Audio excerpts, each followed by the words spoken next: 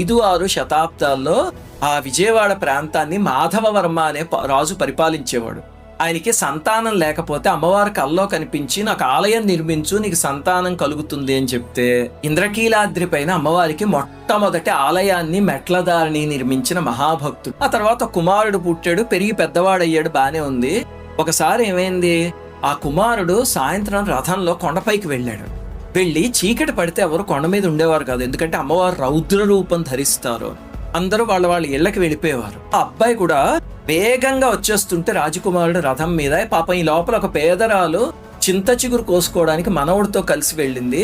పొరపాటున ఆ కుర్రవాడి మీదకి ఆ రథం ఎక్కేసి అతను చనిపోయాడు.